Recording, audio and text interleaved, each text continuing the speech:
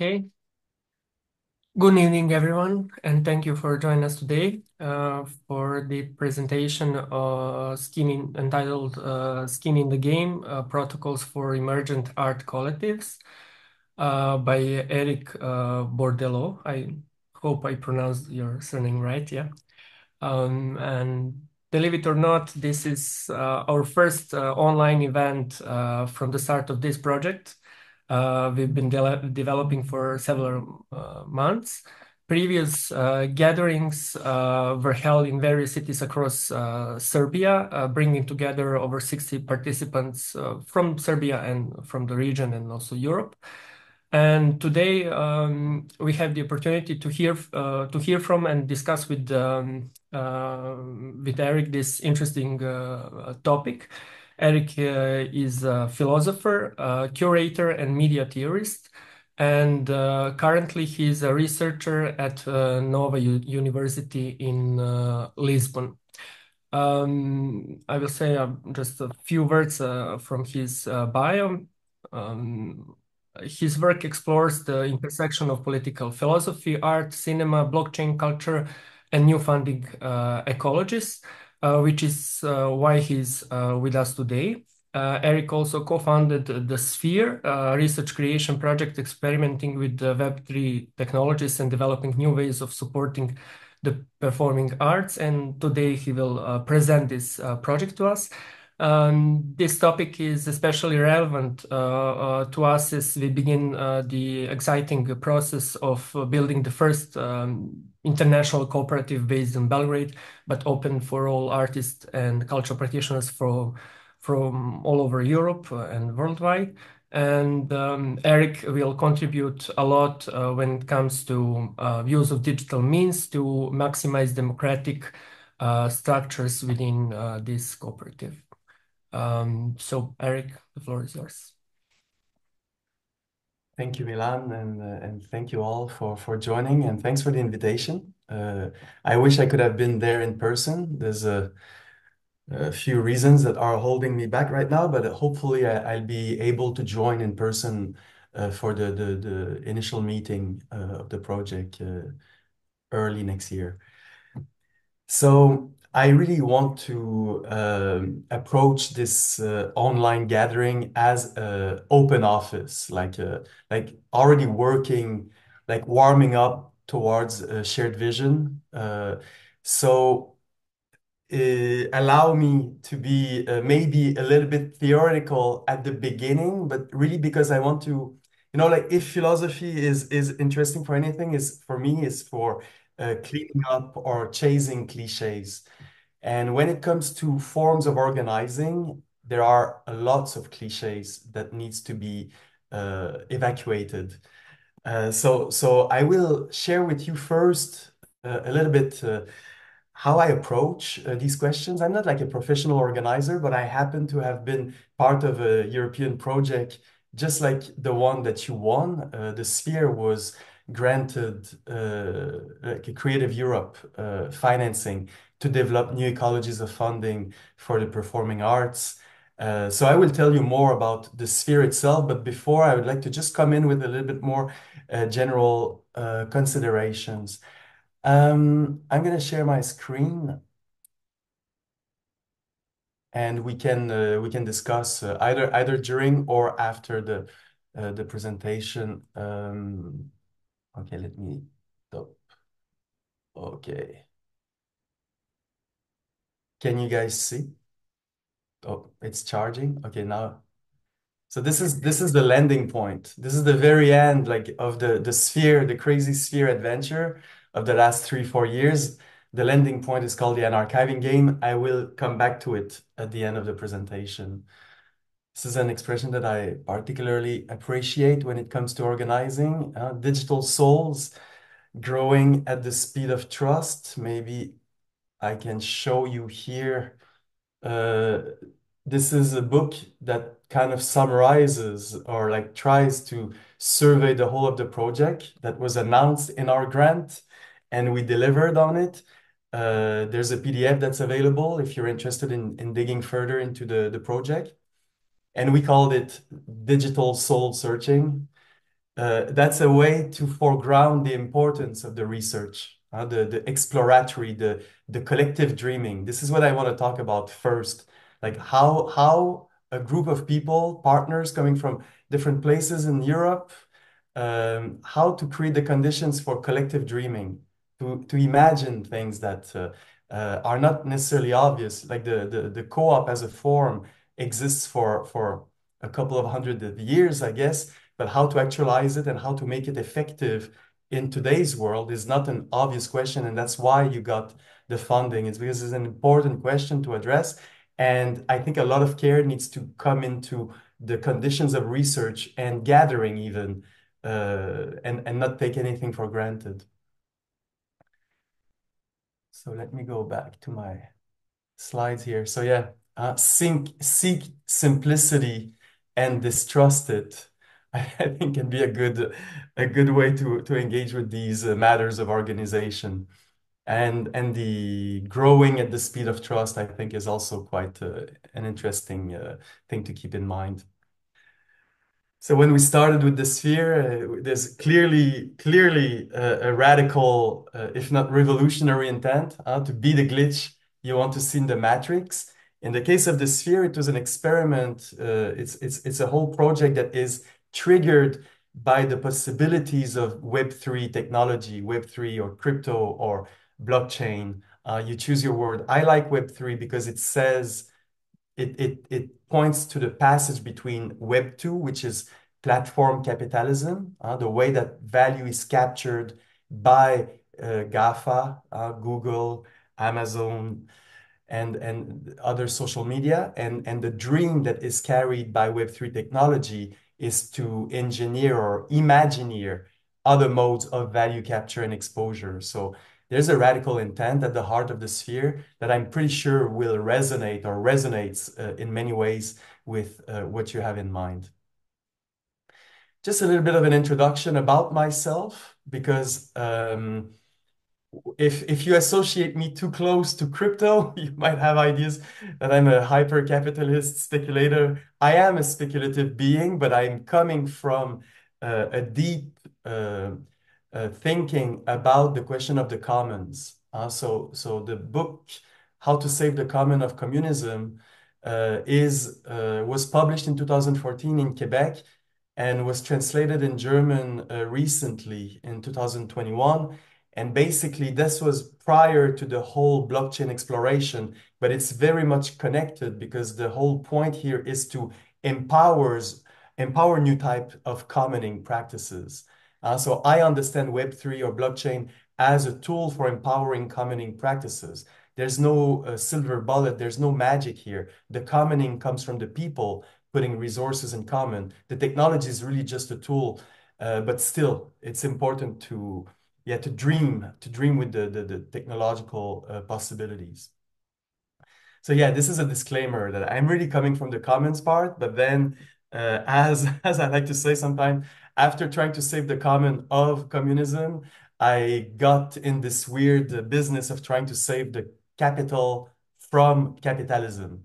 And I kind of mean it seriously because if you gather resources, if you pull resources together, you create another type of capital for yourself, you know?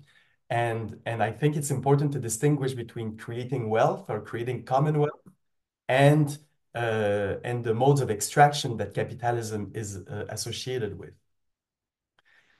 Or another way to put it, I think at this point in time in Europe, we live in something like a grant capitalism. You know, like you don't like organizations like yours or like the Sphere, you can't be financed by VCs, by venture capitalists. It's not a market-oriented proposition. What we can hope for is write grants and get enough money to actualize and effectuate our dreams. So in that sense, I started talking about Staatskunst, a German word that roughly translates as statecraft or the art of governing. But it's also, I hear you can't see it. Unfortunately, the screen is too big. Let me see if I can pull back a little bit here. No, wait a second. We can see it now, like the Can, statement on the can you see bottom. the state? I'm a fiction writer in the grant proposal genre. That's how I felt. I mean, that's how it feels, these days. Like when you want money, you write grants. Writing grants is a fiction. It's a style of fiction. It's a certain type of fiction. Now with AI coming in, it has a whole new dimension, I think, coming to it. But anyway, congrats for writing an effective fiction. Now the dreaming, I guess, starts for real. Um, And speaking of dreaming, all of this, like I'm a bit tongue-in-cheek as a person, but this is all very serious. Staatskunst, the art of writing grant, is fundamental in our time. And in order to write good grants, you need to be able to interface with the apparatus, the states that are financing our European Union. And I think it's important here to remember David Graeber's lesson that all bureaucracies are to a certain degree utopian in the sense that they propose an abstract ideal that real human beings can never live up to. It's a little bit like your grant. You promise so many things. I hope you're going to live up to the expectations and promises. But what is interesting here, I think, is that bureaucracies dream as well. So there's a communication between autonomous projects and the bureaucracies that are financing it. And the whole point is to attune between the dreams of the local initiatives and the state or the European apparatus. So the dreaming here becomes a really important question. And dreaming, after all, this was one of the early leitmotif of the sphere. When we were starting, like we're starting to start imagining what we can do with this money that we got. And we started thinking dreaming as a form of planning. So, Milan, you didn't introduce me this way, but I consider myself a fugitive planner. In normal way, normally it's called a strategist. I call it fugitive planner in relation to a fantastic book by Fred Moten and Stefano Harney called The Undercommons that you might be familiar with. That is a deep inspiration for me. And this idea that planning is always something that you do on the fly as you escape or as you're gathering weapons as you flee. That's the idea of the fugitive planning, but it's also about strategy. So that brings me to a deep influence. I'm trying to introduce myself here a little bit from my background because this is really what I think I'm bringing to the autonomist or post-autonomist scene, that might not be so usual. In the abstract that I sent you, I talked about a speculative pragmatist approach to organization. And well, without doing like a whole seminar about it, speculative pragmatism is, let's say, a school of thought that has been developed by many thinkers that you most probably know, like Donna Haraway or Bruno Latour and Isabelle Stengers, who was my postdoc supervisor a couple of years ago in Brussels. And she's really, really important, I think. And I think she matters a lot when it comes to theorizing the dreaming and the modes of coming together. So this quote here, I think, is really fundamental. And let's see if I could find it directly into the archive. It's loading very slowly. I'm sorry. I hope it's gonna reach. Um, yes, okay, it works. So let me just so what's loading slowly here is what we call the unarchiving game. This is the end of the Sphere project. I will tell you more about it. But like basically, as we were very much concerned about how to collect the collective intelligence of the network of participants in the Sphere, just like shared vision, in the case of the Sphere, what we have is a network of mostly circus-based organizations across Europe. It's an already existing network of circus organizations, but also Stockholm School of Economics and other partners of the kind. And we've always been thinking in terms of fragments, how to bring fragments together. So the unarchiving game, I will tell you more about it, but basically one of the fragments that I brought into this mix that you can see over here is the question of the feeling of interdependence as Isabel Stengers describes it. And yeah, I think the feeling of interdependence is absolutely fundamental for any cooperative project to happen. It's a feeling. It's something you need to feel like you're belonging to something, that something is making you codependent with other people. Otherwise, you stay home or you just do your own thing. If you're like trying to create a co-op, that means that somehow you're building on top of the feeling of interdependence. So bear with me. I'm going to read what I find is like the most beautiful definition of interdependence. She says, feeling interdependence does not derive from knowledge. It is above all an act of letting oneself be touched and involves a form of gratitude that is neither subjective nor objective, since its truth lies in its generativity. So interdependence doesn't pre-exist. It's not something that you can pinpoint out there. It's not neither something that you feel in your heart and you hope that others will feel. It's not subjective, it's not objective, it's generated between people. If this feeling needs to be cultivated, it is because it is vulnerable. As humans, we know only too well that we may get dragged into ingratitude, entrenching ourselves against the feeling that we are who we are thanks to others. However derisory, interstitial, and fragile interdependence may seem, the task of the inquirer is to make it exist as part of a practical and political imagination to be reactivated bit by bit and step by step. So this is the pragmatist take. You can't take interdependence for granted. You can't take the solidarity that is going to flow through your network for granted. It will need to be imagined, dreamt, operated through different mechanisms, through different rituals, through different protocols. This is the whole point, I guess, or the whole challenge of organizing.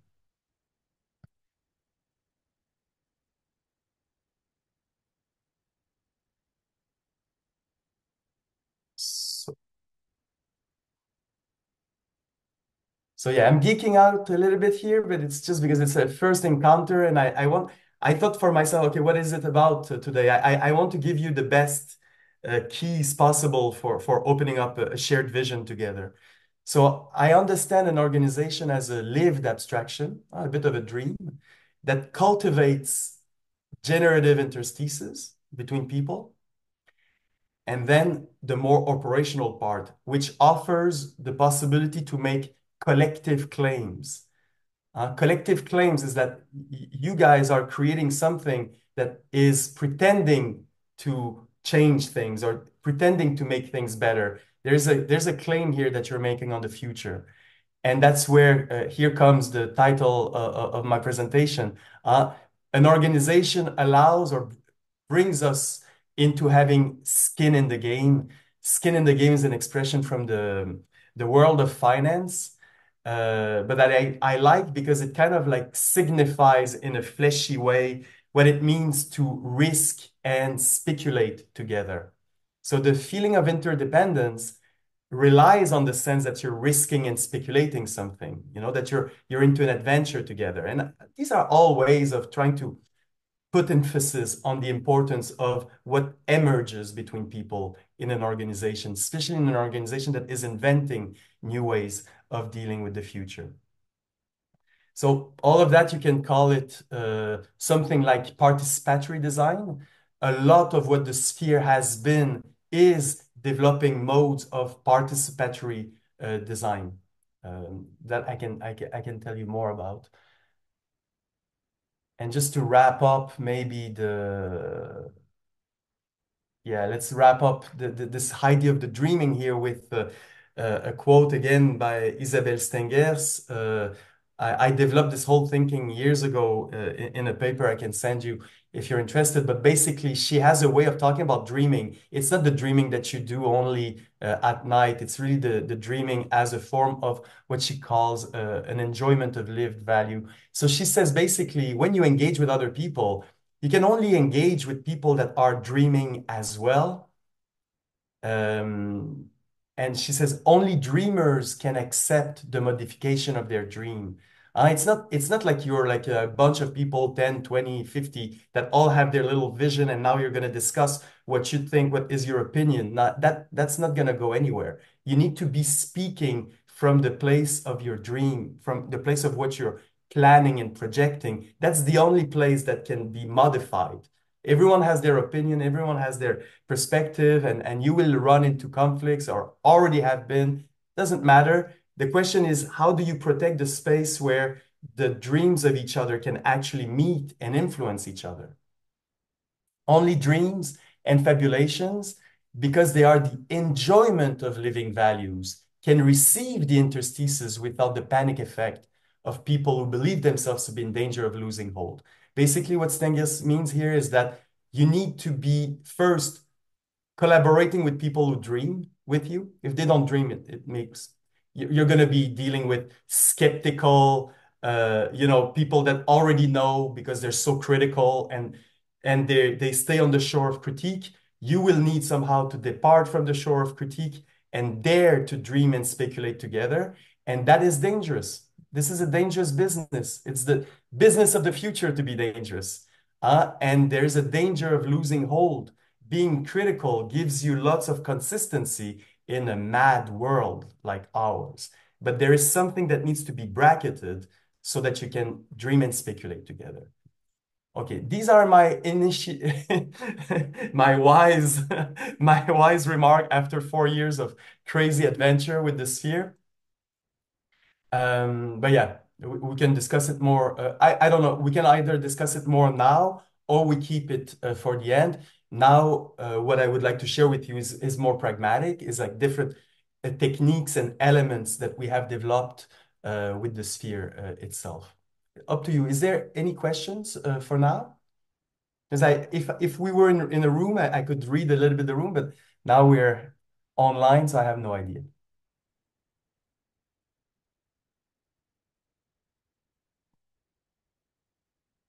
We go on? Feels like we're back in the good old days of COVID, huh? Okay, okay, okay. So then the sphere.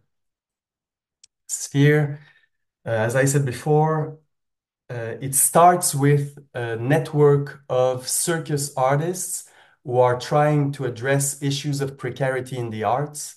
I am not a circus artist. I'm coming from, as I told you, more of a reflection and a practice around the question of commoning and tired, like re-influenced by Occupy Wall Street. You know, Occupy Wall Street, there was the idea of how to occupy a financial abstraction. That was the key question of Occupy Wall Street after the debacle of 2008. And with other people, I discovered basically Ethereum. Bitcoin was an attempt at challenging the financial system, but it's a very regressive and conservative attempt. But then Ethereum comes in. Ethereum is a type of blockchain that allows you to create smart contracts. And smart contracts is a way to start imagining other types of organizations. A key word here is DAO, decentralized autonomous organization. So you can think of the sphere as a DAO, as an attempt at decentralized organization that, and basically blockchain, I really don't want to get into details, but what it allows you to do, it allows you to deal with money differently. It allows you to create treasuries that are easily governed by a collective of people. Like as simple as that, really, at the end of the day. So, yeah, the technology itself allows for lots of dreaming of other types of organizing, but the technology, the basics of the technology is that it allows you to pool money, to pool resources in a way that's transparent, effective, easily governable.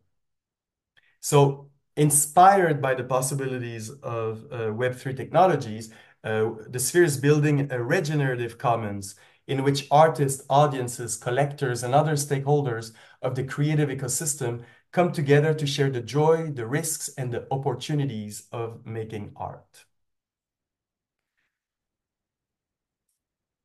So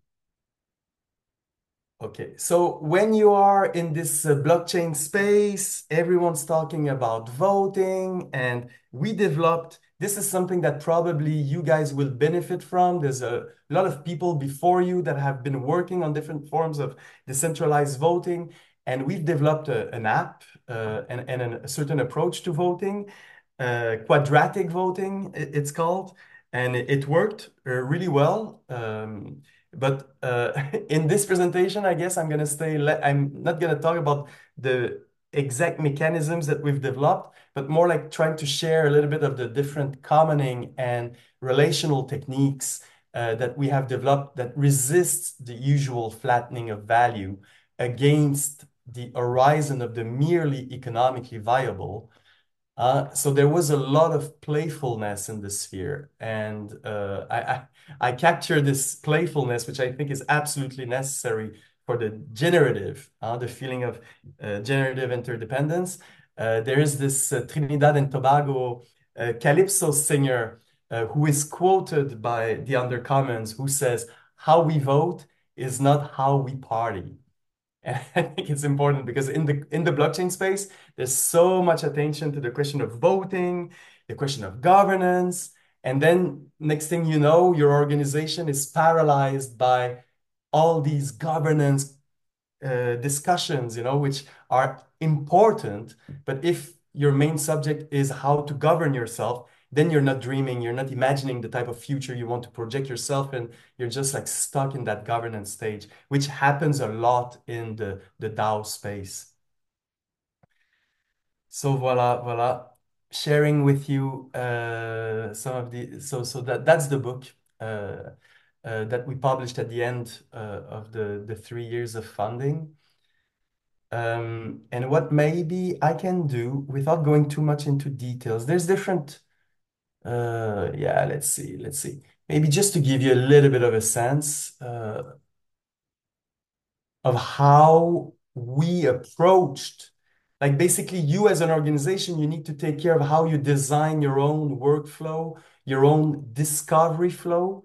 Like there's probably people in the network that don't know each other. So there's going to be a whole time for like acclimating and getting to understand what you guys are about. So after writing the Digital Soul Sphere Manifesto, we got into a round that was the first few months of the sphere. We got a floating newsletter, a rotating newsletter in which we would have three editors that are constantly changing. One is the wind, the second one is the earth, and the third one is the sun, if I remember well. The wind brings the novelty, the earth edits the content, and the sun publishes the content. And it was an inner newsletter for the Sphere network. And it was really playful. At each of these newsletters, you can find them on the Unarchiving game. They're all there. We would always end the letter with a cliffhanger question, and the next letter would need to answer the previous letter, just to have a bit of a game. And it was a super playful, really nice way of discovering a little bit who is who in this network. And then it was a 3 years project. So the first year, we basically did research organized around three main axes. One was the Unarchive Lab. The Unarchive Lab, in our case, is because we're basically a bunch of technologists and radical theorists meeting circus artists. So the first thing for us was, okay, how do we make sure that whatever we create is attuned with the needs of the circus artists? So Unarchive Lab was about the integration and the connection between the artists and the sphere designers.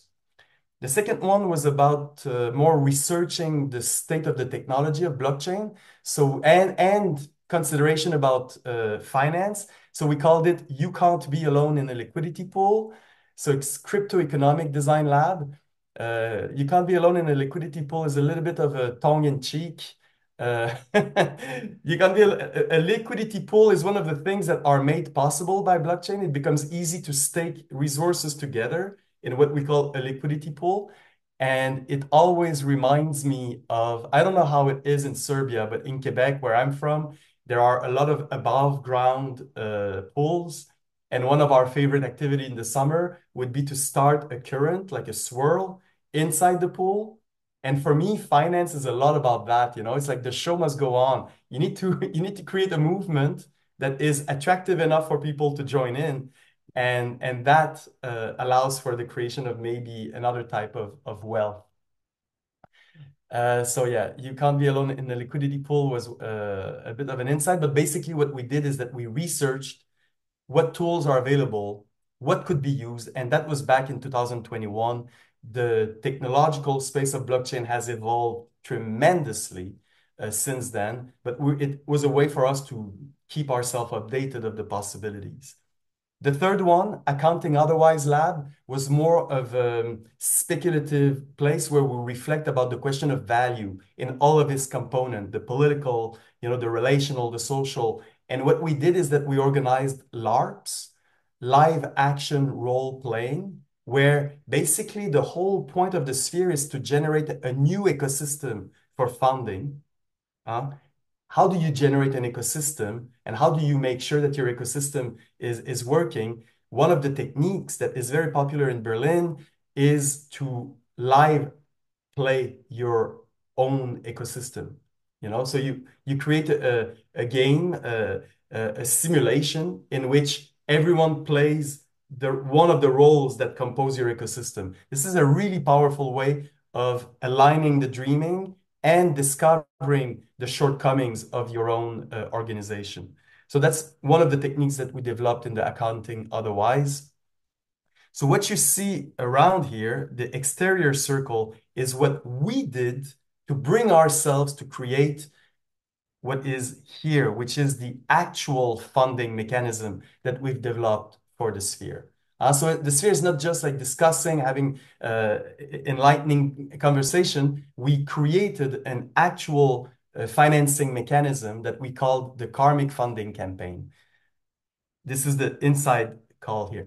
I don't know if I can go into details today. It's not complicated. It's just that it's a mechanism. So it has like specific components. But basically, the idea was to bring fresh money in the ecosystem by mobilizing the community of circus lovers, having them vote on propositions of new circus performances.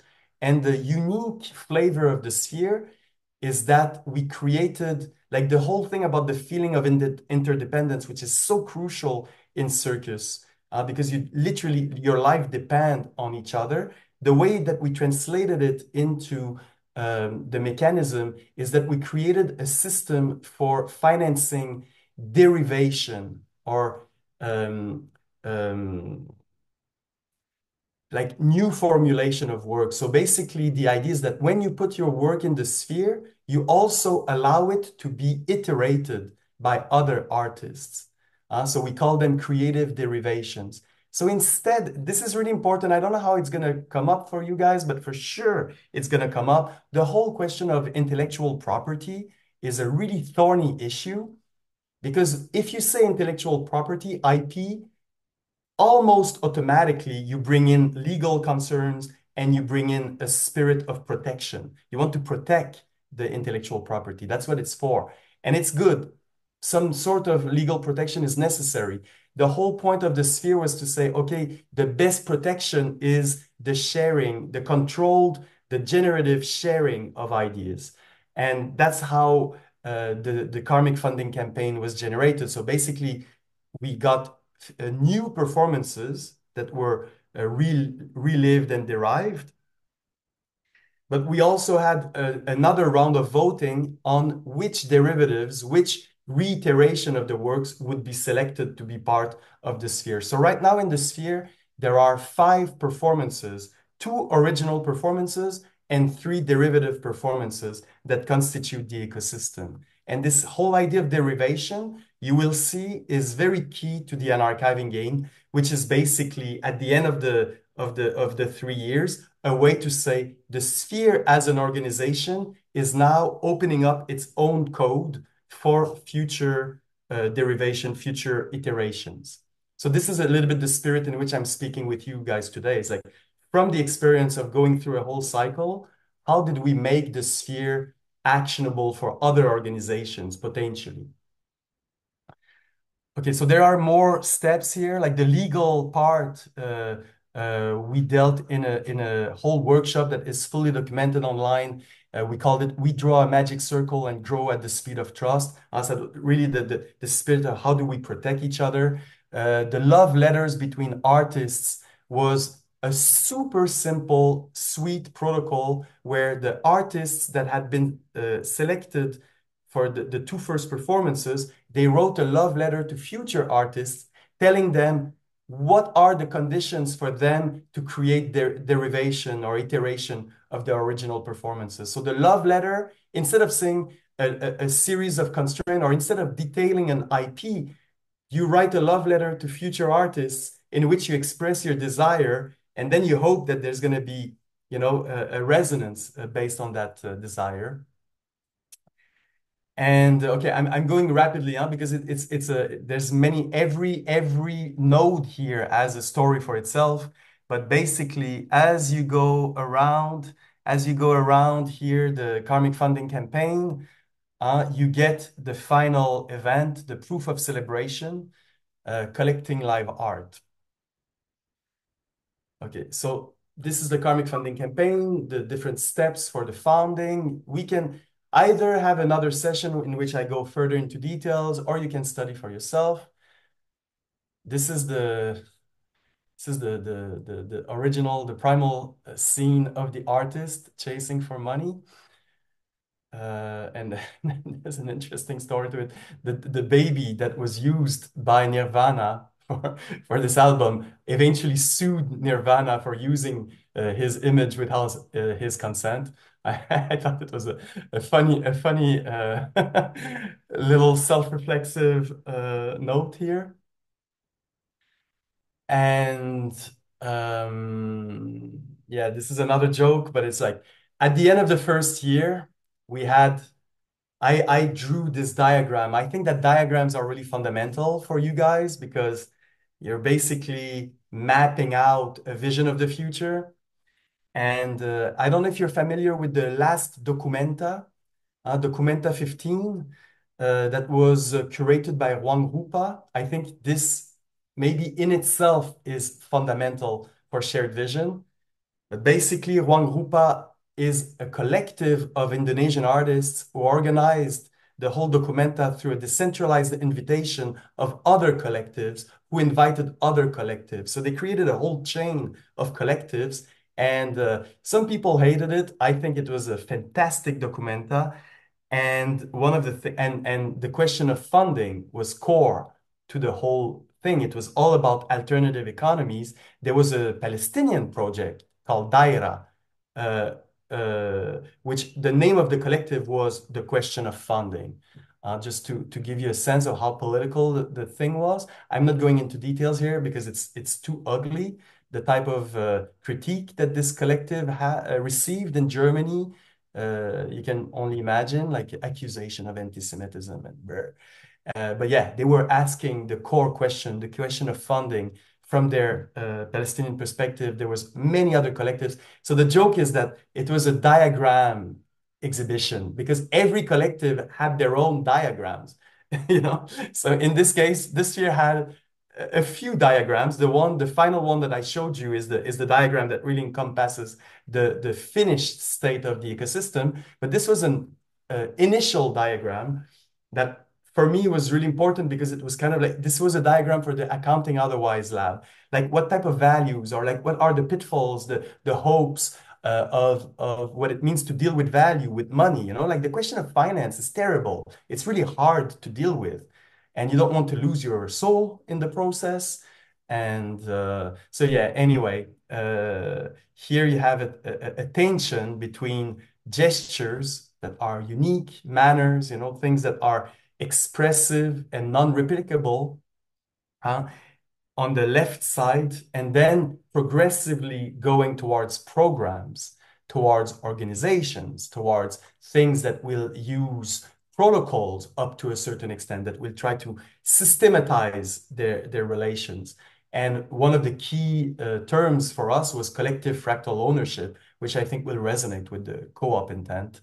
So that's one tension that we try to address. And the other tension is between Staatskunst, as I was saying before, like the idea of establishing rules and recursivity, something that is accountable, something that comes back, so loops and fragments.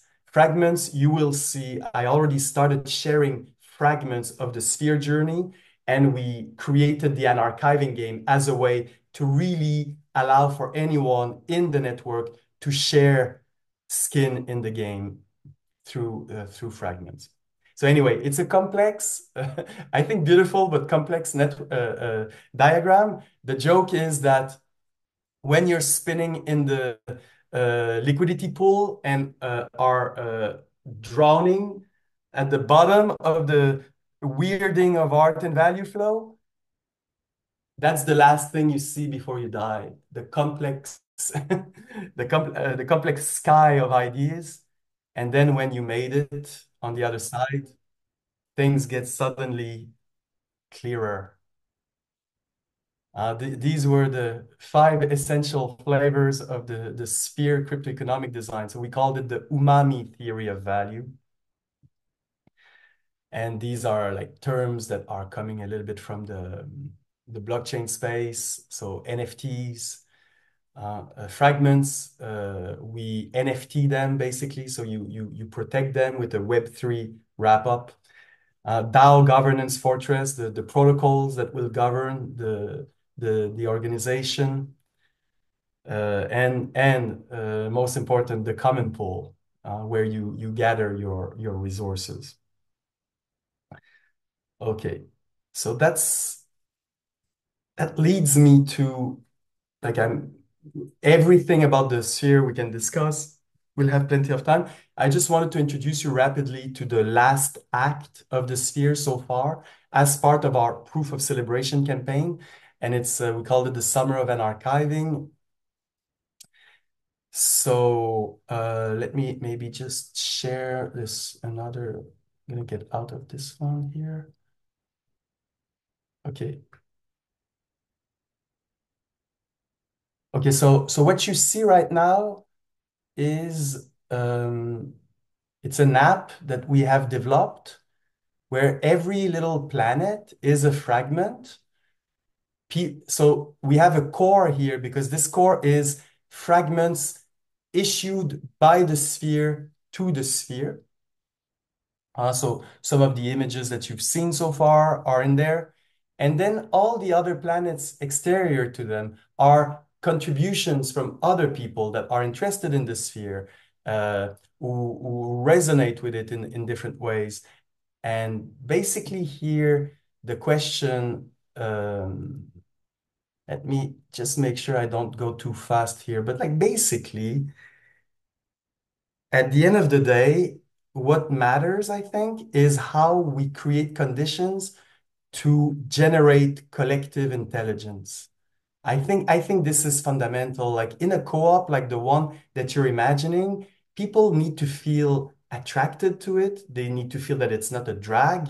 And probably they need to feel that by joining the co-op, they get enhanced access to knowledge, they get better collective intelligence. I think this is fundamental.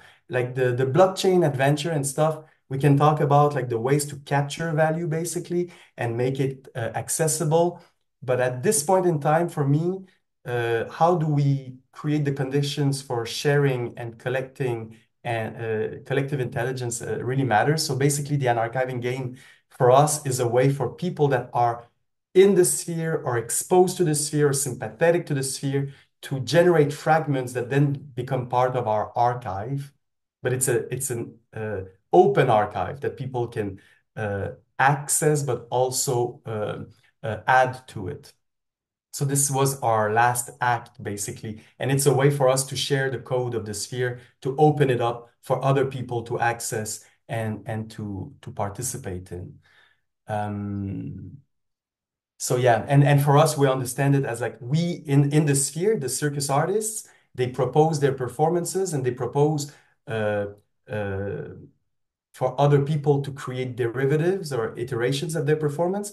With the unarchiving game, we're doing the same thing, but for ourselves. We're opening up the code. Here are the core elements, and people can take some of them and run with them. And there's a bit of the contribution of like this is all based on blockchain. So every fragment you can mint, it generates funding. And for the sphere, every time we reach a 10,000 euros threshold, there's an automated call for a new performance to come and enrich the sphere portfolio of performances. So this kind of like, that's how the regenerative commons function. Um, yeah. I guess I spoke a lot. There are many things to discuss, but that's kind of like an attempt at giving you a bit of a wrap up of where things are at on our end.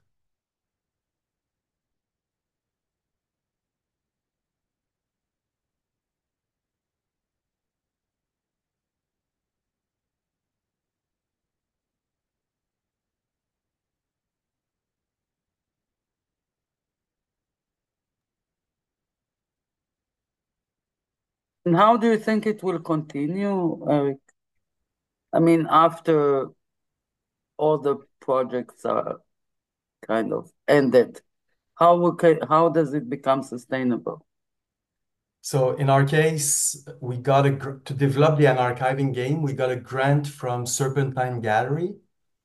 Um, so yeah, we're writing grants basically. We got one from Serpentine Gallery. We wrote another one to an institute called Cosmos Institute. And at this very moment, like imagine the archiving game as a charged data set, and we're exploring how AI could be tapping into that so that we can create an autonomous data set that creates value for the collective that has been charging it. So instead of like a large language model that includes the whole of the internet, you have a specific oriented data set that is nourished by the community. And we're exploring right now how to convert that. But yeah, so far after the great years of the EU, the financing still comes from grants and also like full disclosure, the way that we created the regenerative commons and to try to make the performances part of a regenerative commons, it supposes that there are NFTs that are in circulation and that are being bought by the community so that we can generate more circus art. And that part, the circus world, is definitely not into the NFT like milieu, and there's no economy. Like people that go to see a circus performance, they don't necessarily will buy the NFT that is attached to it, even though the NFT will allow to finance the whole of the community. Maybe it's a problem of communication. Maybe we need to simplify things further. There's actually a second round now. Like the team of the Sphere has split it partly. We got a second grant for production where people, some of the co-founders, they decided to run with a certain idea of what the sphere could be. I pass you the details. Maybe in private I can tell you more. But basically, they got another million because the way that it works, if you do your job well, the research creation is the first 3 years. I think that's what you got as well. And then you can always apply for another million for production. So right now, there's production going on with another part of the project. Um, but yeah, what they're dreaming of is like private communities, like little clubs, it's like, hey, give you your digital wallet and you're going to be part of the little club that has access to privileged information to the artist, like kind of like a little gated communities around works. Their dream is more about commercializing. And I think that the sphere is more interesting than that. And we keep on exploring wider horizons.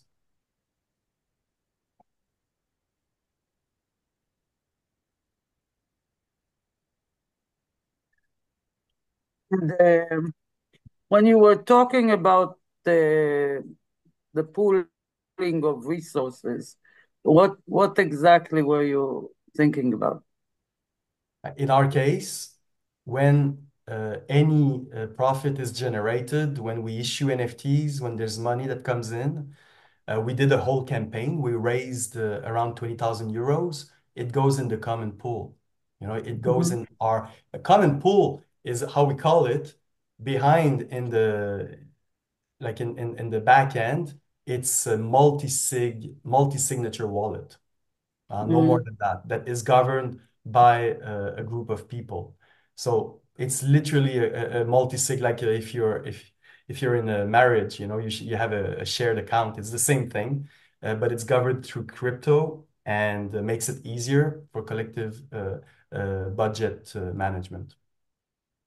And we have a rule: we don't accumulate profit. So once we reach a 10,000 threshold, the money goes for a call for a new performance. So it's regenerative in that sense. And you were talking about, can you say more? You were talking about some innovative way for governance structures. Can you say a bit more about that? So that's a huge subject. There's governance at so many levels, you know, like there was governance in the way that we invite the community to vote on which performances will be integrated in the ecosystem. That was interesting, you know, like we needed to understand like all sorts of questions about, do we give everyone the same power? Is like the people from the circus world, the people that the curators, the operators, do their vote have the same power as just the public? You know, we had to decide all of these little details to create the best possible governance structure around the works. And otherwise, governance, I mean, governance also, like governance is trying to think, it's like if you think of it in legal terms, it's try to think if shit hits the fan, how to protect things, now, how to make sure that not everything crumbles. So in our case, because I mean, I already suggested to you, but like we had some pretty deep disagreements at some point. Because basically, I mean, this is very clear. On the one hand, there were people that thought that crypto and blockchain was about quick, easy magic money flowing in the circus world. And the moment that they realized that, yeah, maybe the NFT craze is not exactly the most interesting part of this whole thing, they doubled and they brought in a go-to-market guy. And the go-to-market guy, you know, I don't know what's your experience with these people, but it's like top bullshit consultants, you know, that are like, oh, if you do it this way, the money's gonna start flowing. And it was all very disappointing. Like the whole project always presented itself as a commoning project. And then all of a sudden we had a marketing consultant trying to squeeze as much money as possible. So in our case, the governance was made around this: we draw a magic circle and grow at the speed of trust. It's like you need to nourish an ethical base. Like there's no magic trick for governance. There needs to be a check and balance and possibility for self-reflection and revisiting the consensus on which the organization is based, you know, like all these things.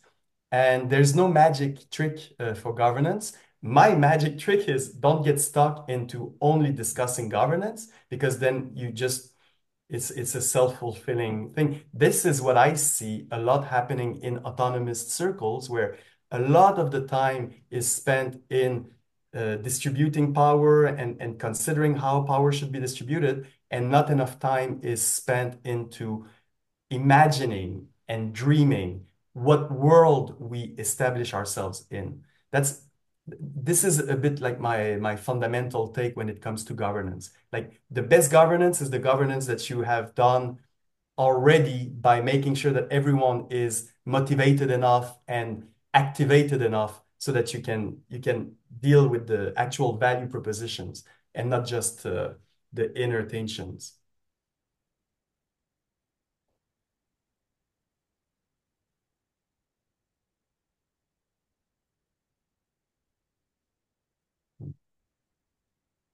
I don't know. On my end, I'd be curious to hear a little bit about where or how, what type of value claim future you're hoping for, aiming for, what like, or this maybe things that we will discuss further in January, but like to get a little bit of the sense of the world that you're operating in, because like I gave you like the main coordinates. In the case of the sphere, it's a project that emerged in the blockchain craze. So for years we're like, okay, we're engaging in this new world. Now the hype has calmed down, and I'm speaking from a more sober perspective, huh? But for years we were like really in the midst of this crypto madness. I guess for you it's a bit different. I think it's less about the crypto, it's less about the technology. It's more about the cooperative form, I guess. But yeah, I'd be curious to hear a little bit more also, just to maybe make this exchange more fruitful. Mhm. Well, when it comes to crypto, there is idea to develop some kind of token system that will be useful. I'm not so into the topic, but maybe, I don't know. No, maybe you can describe it. Well, the idea is to create some kind of, uh, let's say, a local currency. Now, whether it's be physical or not, that's a different question. But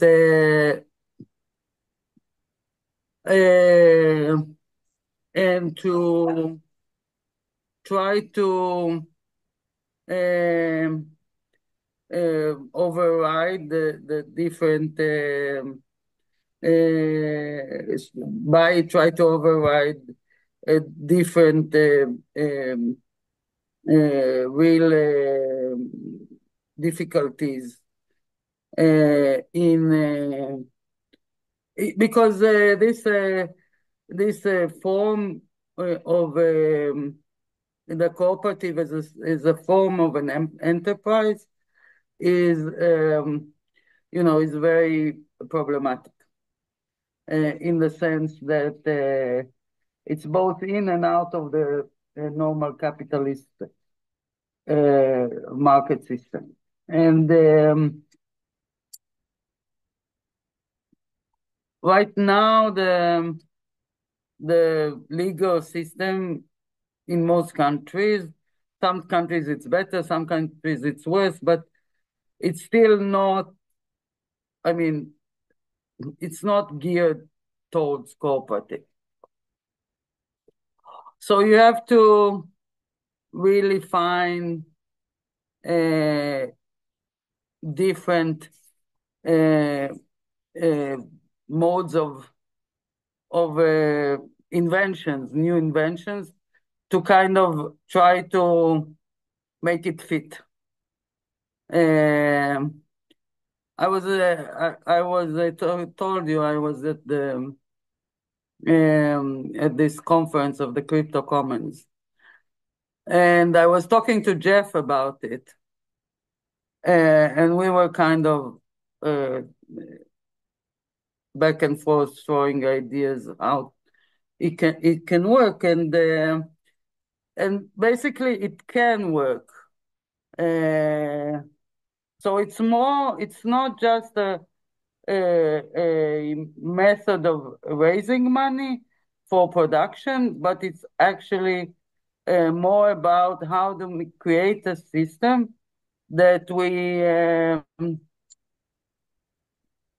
we don't we can I mean, also Mario can say a bit about how it works for them without, I mean, they're not using crypto, but they have some tools that are, or that they already use some tools that we can even build upon with this token system that will not make the interaction between.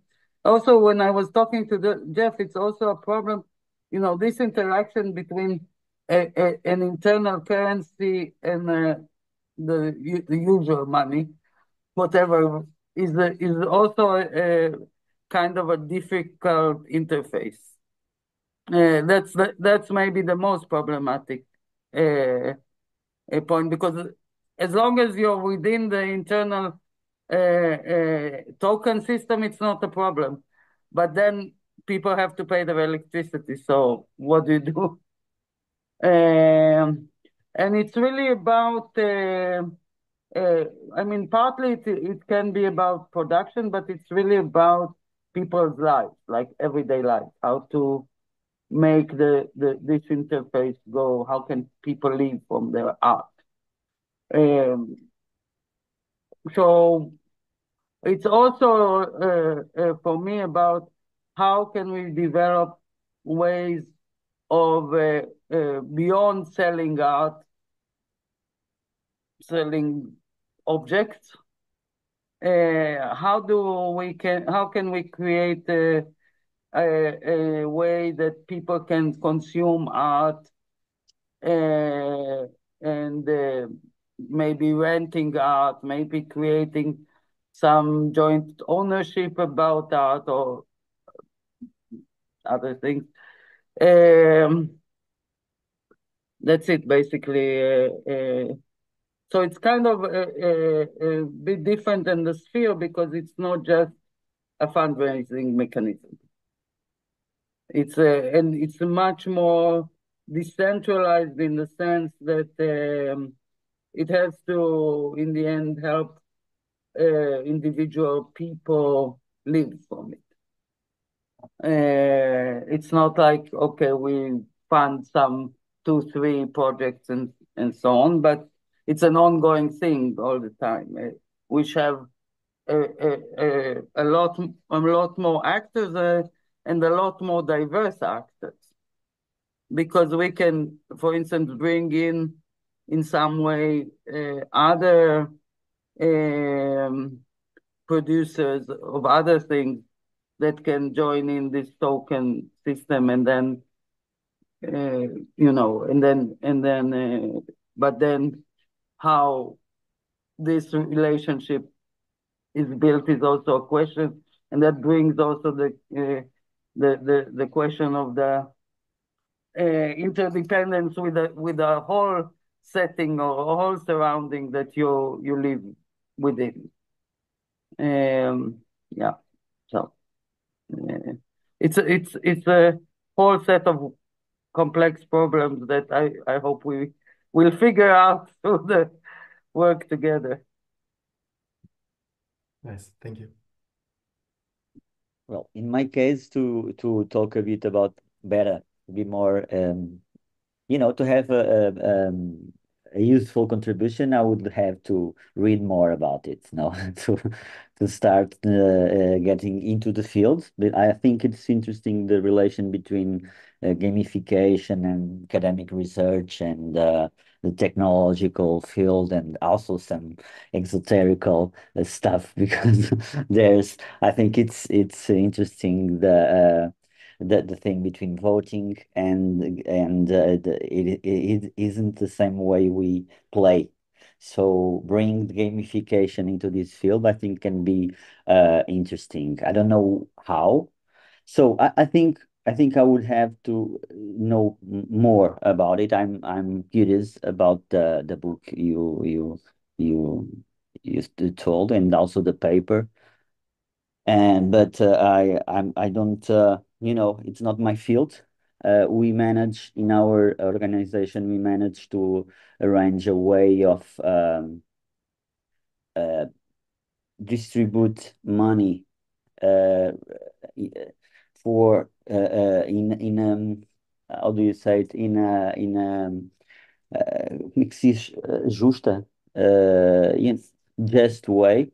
So equitative way, in a way where you can relate not in a hierarchical order, but in a horizontal way of contributing, and also to see the benefit of contributing, which also incentivates the contribution, and keep things balanced in that way. So the way we do it, the way we found, organically found a way to organize, was like with time tracking and with trust as one of the vectors of the way we relate with each other, which I think can resonate with the what you talk about, the validation and voting system, and the ability of dreaming and making some interception and some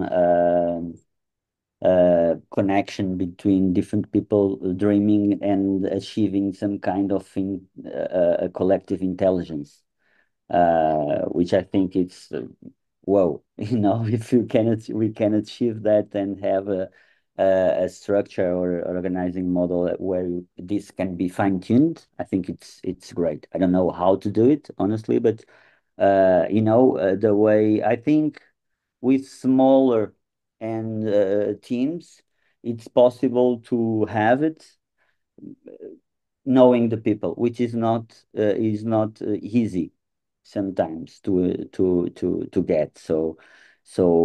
But in a more decentralized environment with a broader scope of people, well, I don't actually understand how that can work, but if technology and a system can allow us to fine-tune this, I think it's, whoa, incredible. It's very interesting if we can at least learn from it.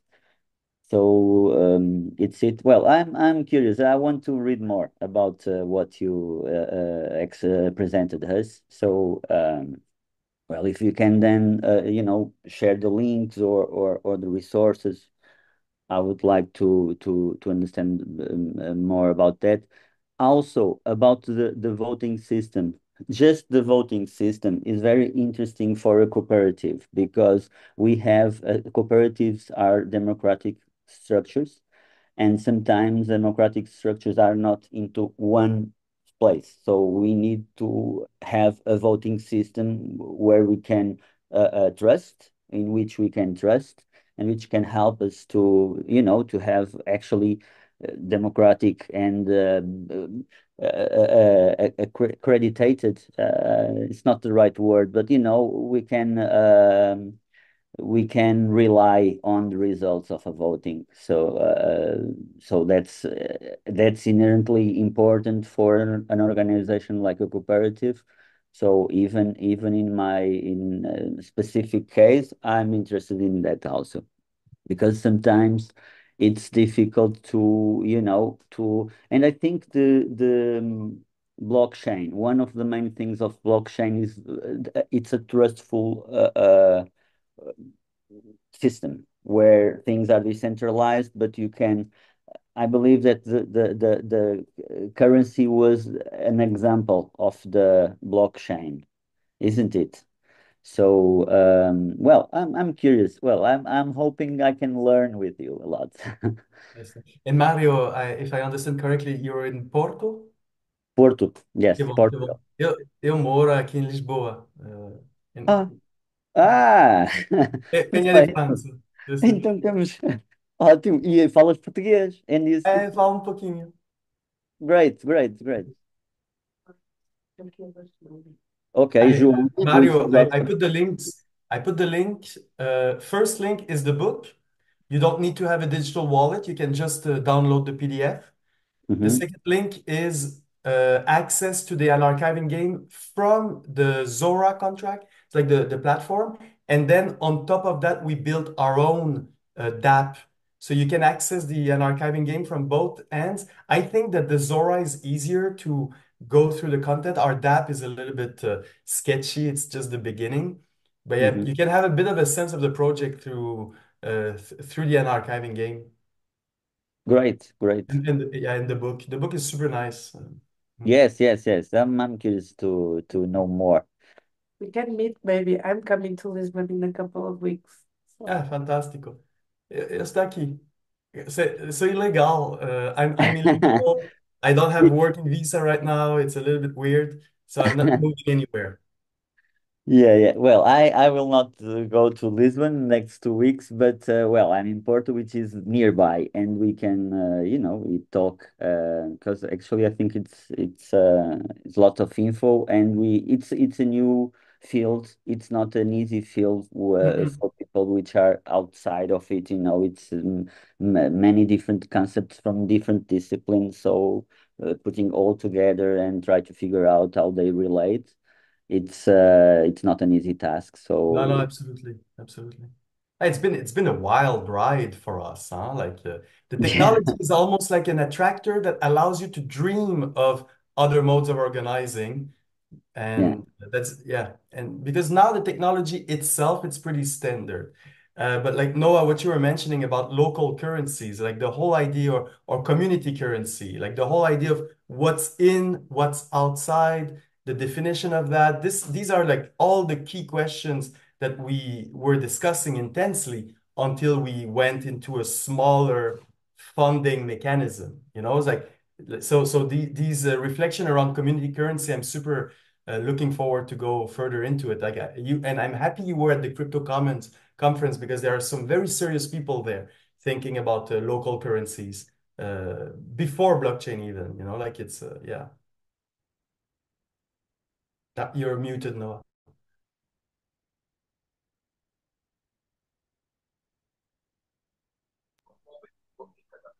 Was muted. It was kind of surprising for me that the whole conference was about governance and rather than about how to make money. Yeah. It was very, very interesting. And yes, and now we can think together how to include more people from there also in our deliberation. Yeah.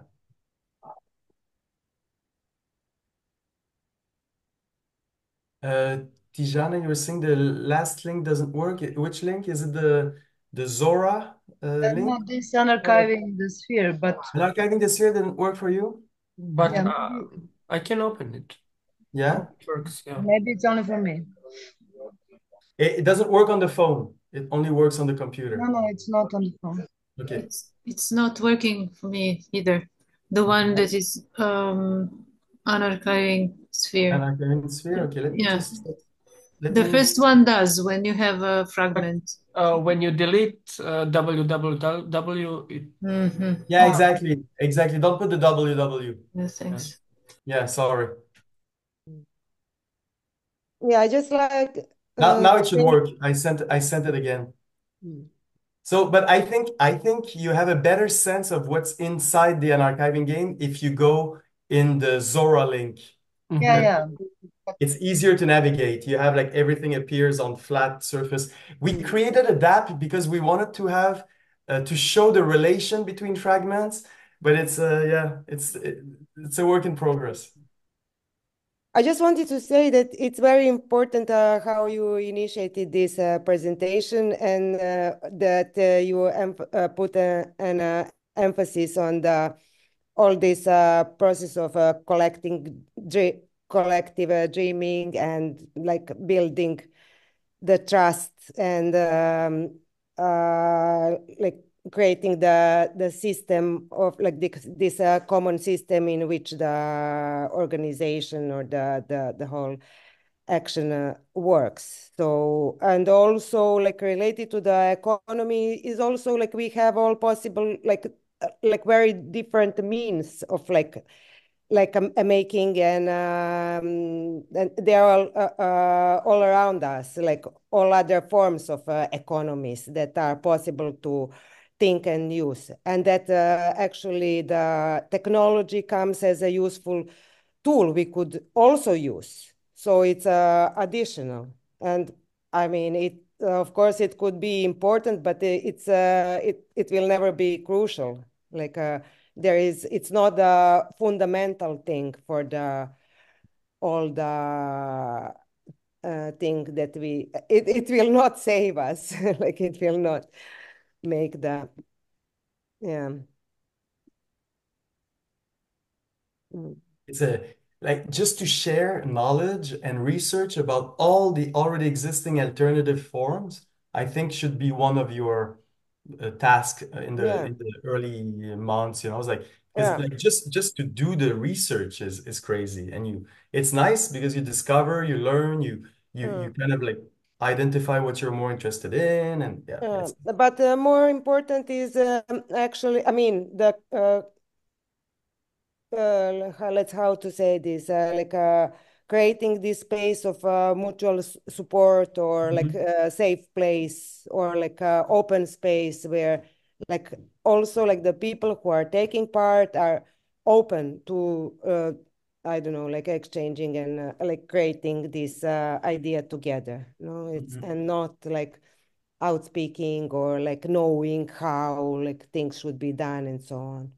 So I think it's very important to keep this in mind.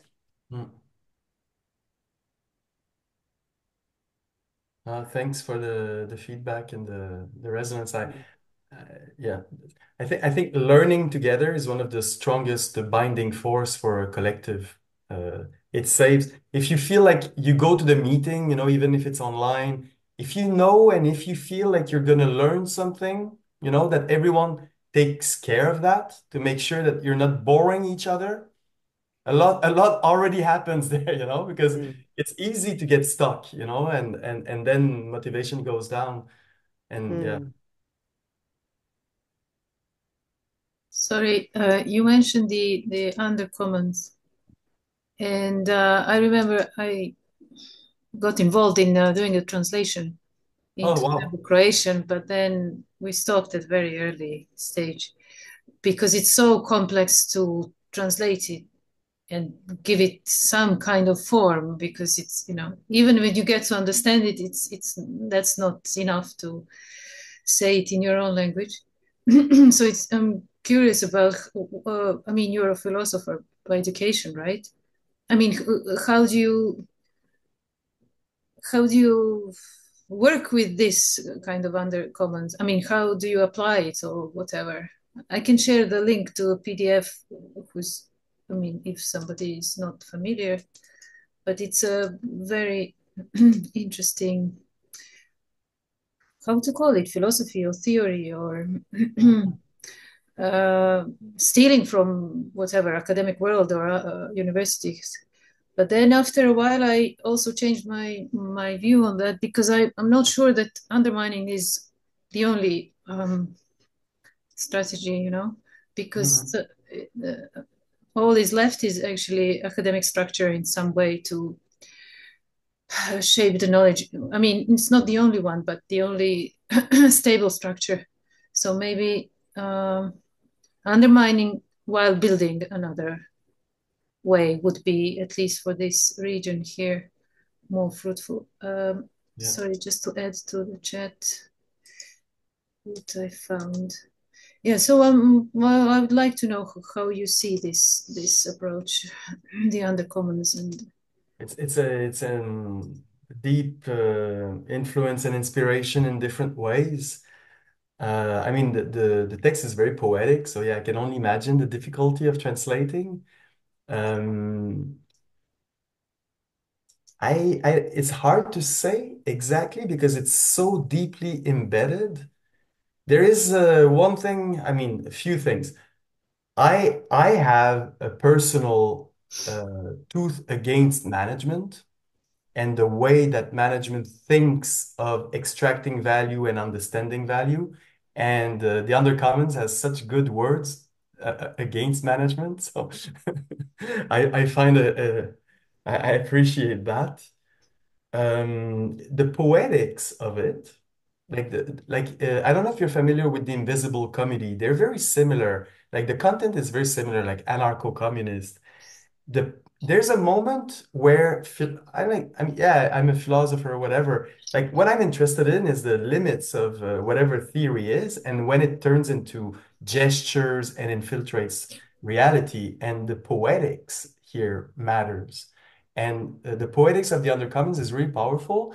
And we try to always stay poetic in the way that we understand the sphere.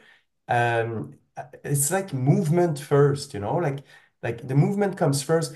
Or if you talk about a local currency or a community currency, you don't design the whole ecosystem. You enter into a world, some elements you will formalize and try to channel an economic circuit out of it. but the world remains, you know? It's like in the blockchain space, you have a lot of people that pretend to just like design everything, you know, but you don't design everything, especially when it's about people, it's about relations. So maybe the ethnographical aspect of like learning to see and discovering what are the actual values circulation in an ecosystem, in an ecology, matters. And that's a key point in the undercommons. It's like the undercommons pre-exist, or like the economies that you're going to try to channel and transform, they already exist to a certain extent. You're just trying to emphasize and put like a magnifying glass on certain elements. So yeah, this idea that the ecosystem pre-exists is very undercommonly, and it's wise. Also in terms of participation, how to bring people in, like how to attract, how to create a set of attractors that are free enough. Yeah, there's lots of things that I'm very close to. Do you know Nancy's, Jean-Luc Nancy's text about comparing?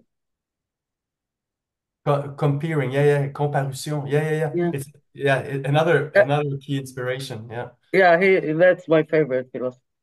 Uh, uh, for me, too, it's interesting and it's in line with what you're talking about when he's speaking about how the material conditions are actually not a passive thing that we engineer, but a live thing that we have to take like into consideration while you do whatever you do in the world. Yeah, it's a good it's good to always keep in mind. Yeah, it's not easy because at the same time, if you want to create a local currency, you need to bring people in at some point. You need to create something that's a little bit artificial. It's not natural. It's not easy. And I mean, we can discuss more. It's like the whole question of what is a locality, what is an inside, how is this inside entertaining itself, how does it look at the outside?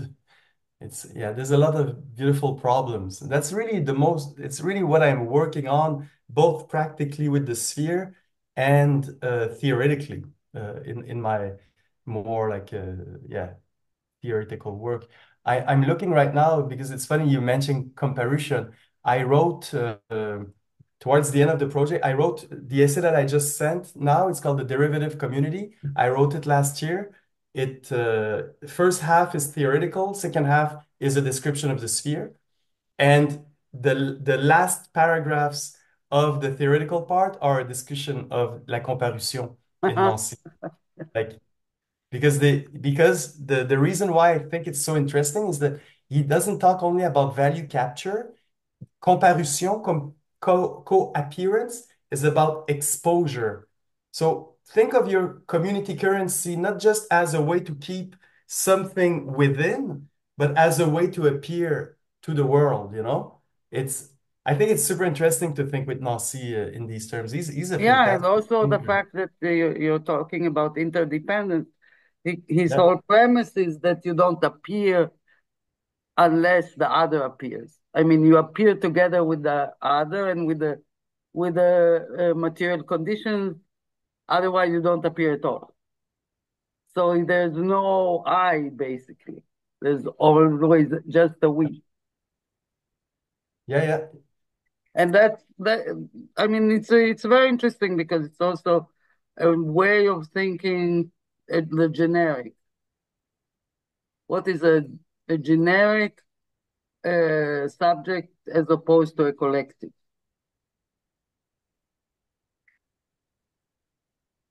I just posted the two paragraphs in question. It's just because on this specific subject of like you're not just an I that appears in a neoliberal setup.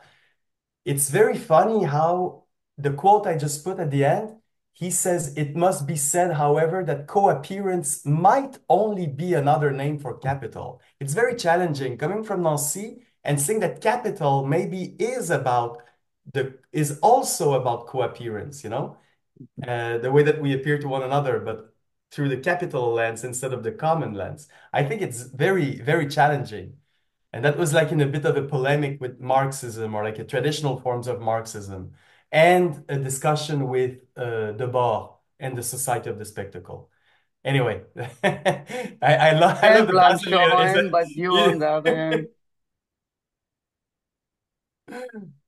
There's a lot going on, huh? It's a bit of Yeah. a challenge to parse between the theory and the actualization of what we're doing, but yeah. Yeah, and yeah, I mean, we can talk about it a lot. Yeah. But yeah, I think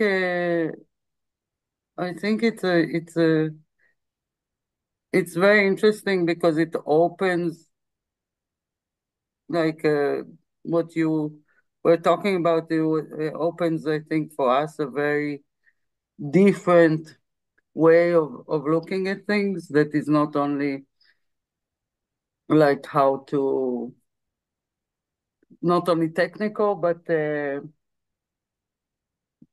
more both more theoretical but also more poetic. I think it's very important. Yeah, the poetics oftentimes gets a little bit pushed out, but I think it matters. It's practical, actually. Mm. Yeah. Yeah. No, looking forward to explore that further with you guys. Will it's been an hour and a half online. Yeah. Maybe we could think of wrapping. Yeah, I think we're left with a lot of work we can explore now. Nice. Keep me posted with the next steps on your end, and Yeah, we will, I think, continue the conversation on email, and maybe we can make another session like this in I don't know, in a few Or a weeks. reading group.